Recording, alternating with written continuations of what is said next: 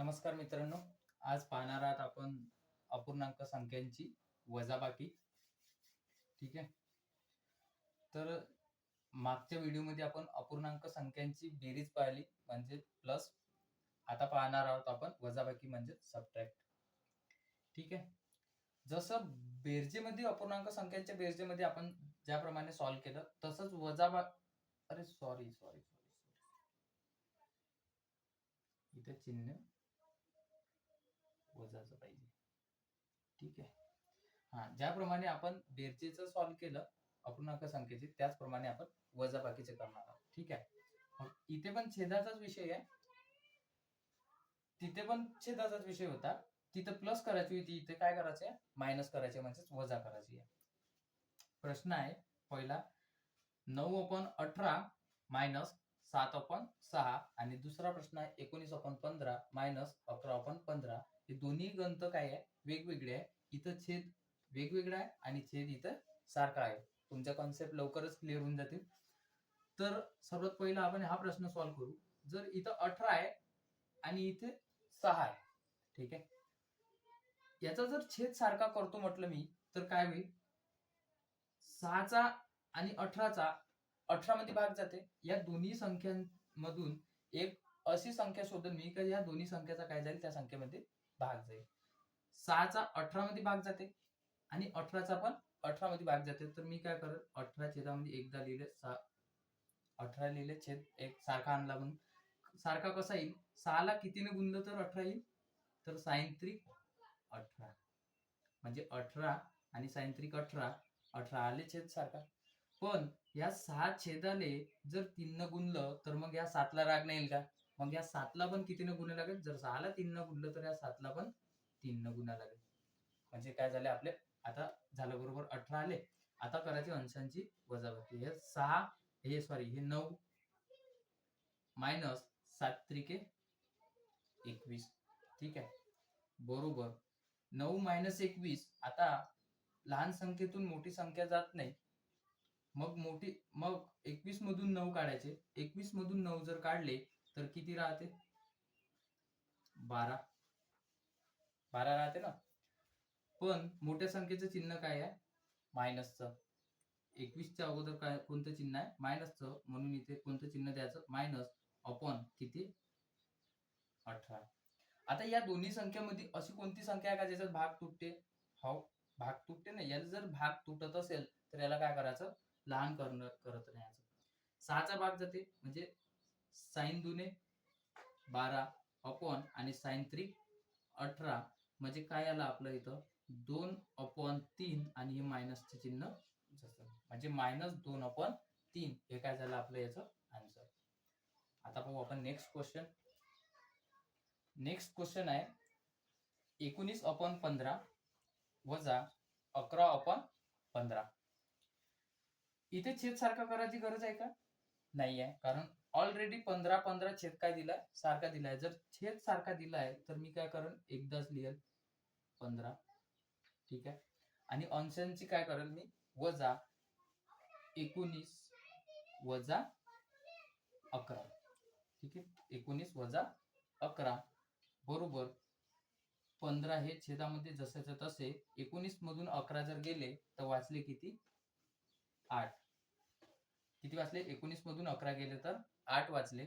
आणि 15 आहे जसे ते तसे 8 आणि 15 मध्ये कोणत्या संख्येचा भाग जातो का आता नाही जात. म्हणून 8/15 हे काय झालं आपलं आन्सर. ठीक आहे. आता पाहू आपण समोरचा प्रश्न.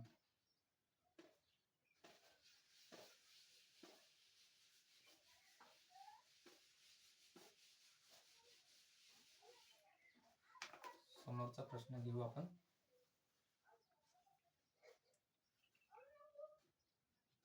चौसष्ट अपॉन 16 मायनस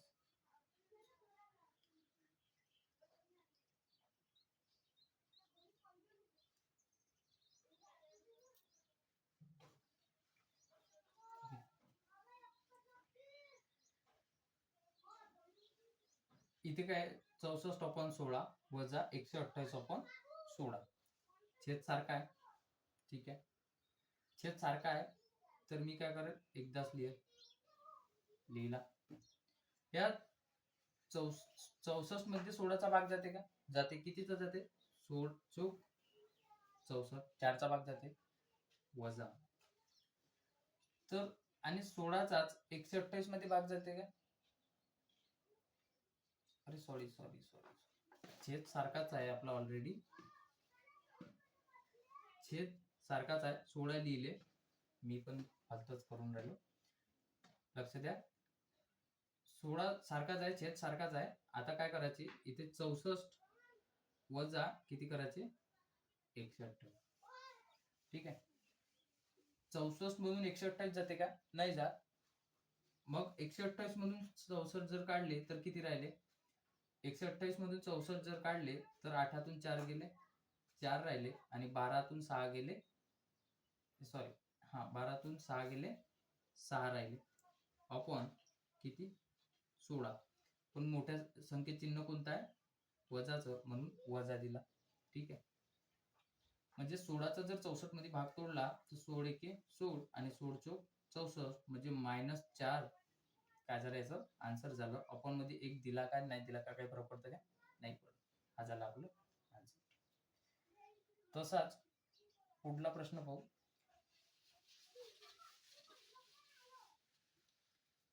पुढचा प्रश्न आहे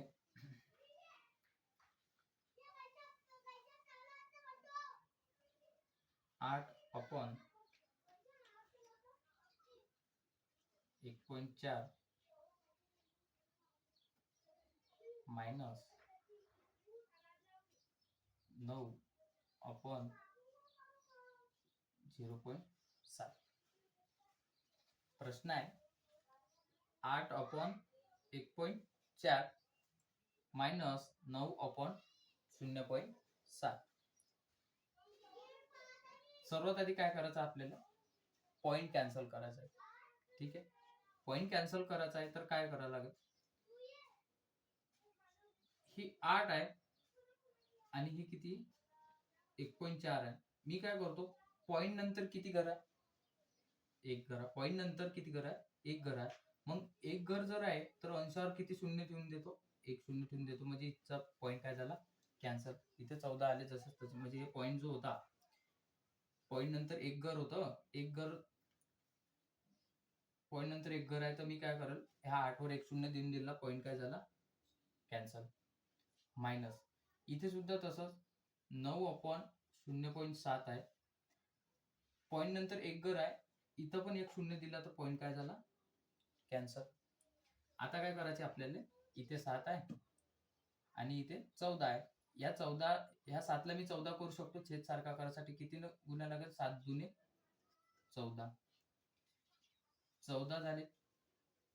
7ला जर 2 न गुणलं तर या 90ला पण किती न गुणा लागेल, 2 न गुणा लागेल. ठीक आहे. आता इथे किती झाले, 14. आता इथे किती, 80 वजा 90, 90 दुने 180 बरोबर. हे 14 छेदात जसेच्या तसे. 80तून 180 जर गेले तर किती राहिले, -100. ठीक आहे. -100 राहिले. बरोबर. या संख्येला आपण काय अजून तोडू शकतो. या 2चा जर भाग तोडला, या 100मध्ये जर 2चा भाग तोडला तर किती येईल, -50. आणि कारण 2 पंचे 10, किंवा 2 न भाग तोडणं म्हणजे काय करणं, त्या संख्येचं सरळ अर्ध करणं. ठीक आहे. तर 100चे अर्धे 50 आणि 14चे अर्धे 7, 2 7 14, -50/7 हे काय झालं आपलं आन्सर. ठीक आहे. तसाच समोरचा प्रश्न पाहू. समोरचा प्रश्न घेऊ आपण.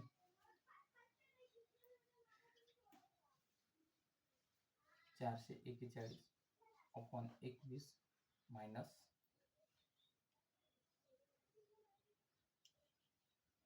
529/23. ठीक आहे. प्रश्न आहे 441/21 आणि वजा 529 अपॉन 23. 21 आणि 23चा जर लसावी काढतो म्हटलं तर संख्या भरपूर मोठी होऊन जाईल. मग अशा वेळी काय करायचं, तर हे अंश आणि छेदामध्ये एकमेकां संख्यांचा भागाकार म्हणजे जेवढे कमी होतील तेवढा कमी करण्याचा काय करायचा प्रयत्न करायचा. हे 21 जर मी 441 ला जर भागितलं तर किती होईल, 21 चा भाग जाते ह्या 21 एक 21, 21 दुने 42, 44 मधून 42 गेले वाचले किती 2, आणि हे एक केले चिटकला म्हणजे इथे किती झाले 21, आणि 21 एक 21 म्हणजे किती मिळाले वरते 21/1 मायनस 23 न जर 529 ला जर डिवाइड केलं तर 23 न जर 529 ला डिवाइड केलं तर काय होईल, 23 चा जर मी 2 वेळा गुणिले केला तर 23 दुने 46, 52 मधून 46 गेले राहिले किती 6, हे 9 याला चिटकले किती झाले 69, आणि 23 न जर 69 ला डिवाइड केलं तर 23 त्रिके 69 म्हणजे किती आले इथे 23/1. ठीक आहे. आता एक लिहिला काय आणि नाही लिहिला का काही फरक पडतो का, नाही पडत. मग 21 मायनस 23 म्हणजेच -2 हे का झालं आपलं आन्सर. सरळ काही गरज पडली का आपल्याला लसावी करण्याची या अशी संख्या शोधण्याची ज्याचा भाग जाते, नाही. आपल्याला तिथेच शोधायचं आहे का कमी कसं करता येईल. सोप्यात सोपं जेव्हा तुम्ही करत शिकाल चालाल, वेळ लागेल, पण जेव्हा तुम्ही हे सोपं करणं शिकाल तेव्हा गणिता आपोआप तुम्हाला येते. ठीक आहे. आता बघू आपण पुढचा प्रश्न.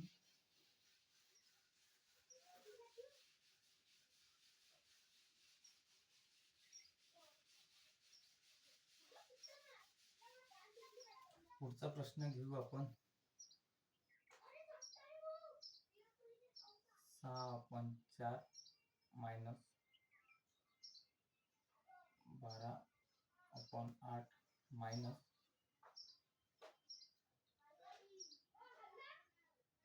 12 मायनस आणि 7/12. ठीक आहे. कोणती संख्या आहे 6/6 हे सॉरी 6/4 मायनस 12/8 मायनस 7/12. छेद सारखा आहे का, नाही आहे. मग आपल्याला सर्वात आधी काय करायचं आहे, छेद सारखा करायचा आहे.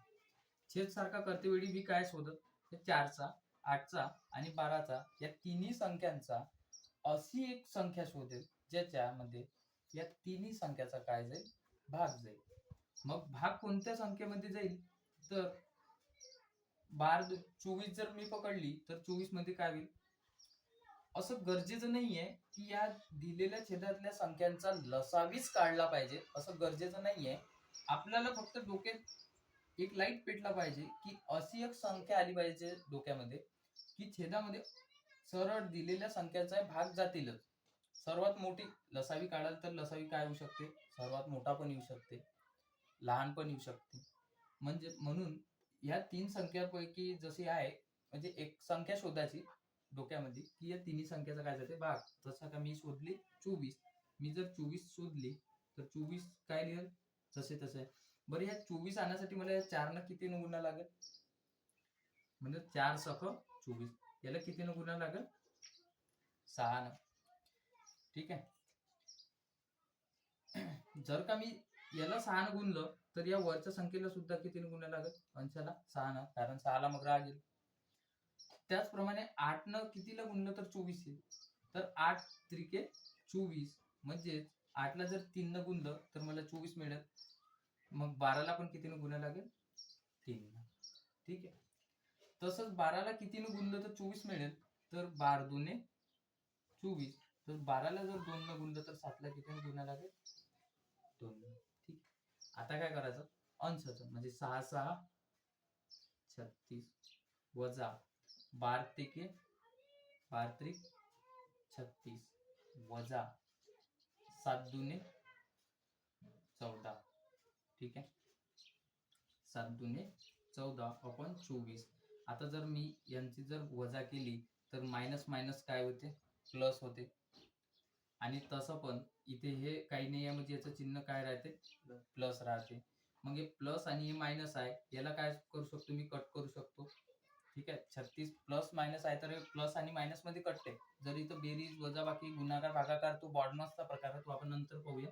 आता हल्ली प्लस आणि मायनसच आहे फक्त, तर 36 आणि 36 काय होईल, कट होईल. मग राहिलं काय, 24 वजा वजा 14 आपण 24. याला सुद्धा मी कटनं जर कट केलं, कारण का दोनचा याच्यामध्ये जाते, यामध्ये जाते. लक्षात ठेवा, याला आपण 2 न भागितलं आणि याला 3 न भागायचं नाही. ह्या संख्या कट करते वेळी अशा संख्येनं शोधायचं आहे की या दोन्ही संख्येमध्ये त्या संख्येचा भाग गेला पाहिजे. जसं की 2चा जर भाग तोडतो म्हटलं तर किती होईल, 2 साती 14 आणि 2 एक 2 आणि 2 दुने 4, म्हणजेच वजा 7/12. हे काय झालं, आपलं आन्सर झालं. ठीक आहे, त्या दोन्ही संख्येमध्ये त्या संख्येचा भाग गेला पाहिजे. कळलं? पाहू आपण समोरचा प्रश्न.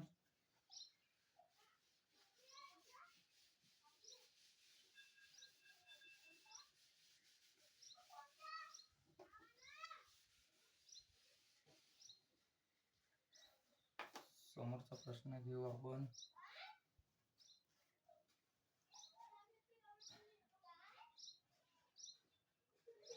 सत्तर 19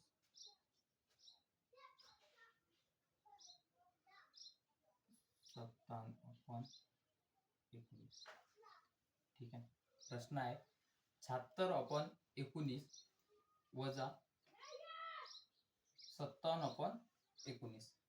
ठीक आहे, यामध्ये छेद 19 आहे, यामध्ये छेद 19 आहे. छेद सारखा आहे, आपण काय करतो, एकदाच लिहितो. 19 लिहिला, अंशांची वजा असेल तर वजा, बेरीज असेल तर बेरीज करतो. इथे आहे वजा, मग काय होईल, इथे 76 वजा 57 जर केला तर किती मिळेल आपल्याला, 6तून 7 गेले, 6तून 7 गेले नाही जात. मग इथचा एक उसना घेतला आपण, इथे किती झाले, 16. 16तून 7 गेले तर किती राहिले, 9. हे 76 आहे ना, 76 जर 57 जर वजा केले तर इथचा उसना घेतला आपण एक, इथे किती झाले, 16. 16 मधून 7 गेले तर राहिले किती, 9. आणि 7 मधला एक उसना घेतला होता, तर 7 मधला उसना घेतला होता, इथे किती राहिले मग 6. मग 6 मधून 5 गेले तर राहिले किती, इथं 1. म्हणजे 76 वजा 57 जर केले तर राहिले किती, 19. आणि 19/19 म्हणजेच किती झालं, 19 एक 19, म्हणजे काय झालं, एक आपलं आन्सर झालं. ठीक आहे, त्याला आणि दुसरा, याला आपण दुसरा सुद्धा पद्धतीने सॉल्व्ह करू शकतो छेद सारखा. कारण का आपण अंश आणि छेदामध्ये जर भाग तोडत सोपं जात असेल आपल्याला करते वेळी, तर काही हरकत नाही, करून पाहायचा. जसं की मी जर करते वेळी काय केलं असतं, काही 19चा 76 मध्ये भाग जाते, किती होते, 19 चोक 76. आणि 19चा 57 मध्ये सुद्धा भाग जाते, ते 19 त्रिक 57. म्हणजे 4 - 3 म्हणजे किती झालं, 1. हे काय झालं आपलं आन्सर, 1 आणि 1 आलं बरोबर. ठीक आहे, आता पाहू आपण समोरचा प्रश्न.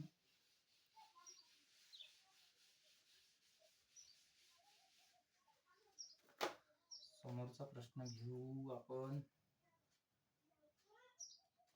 समोरचा प्रश्न 39/13 मायनस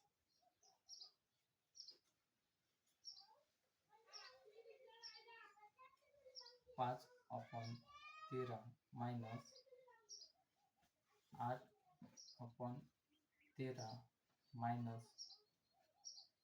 3/13. ठीक आहे, प्रश्न काय आहे, 39/13 मायनस 5/13 मायनस 8/13 मायनस 3/13. चारही संख्येमध्ये काय आहे, छेद सारखा आहे.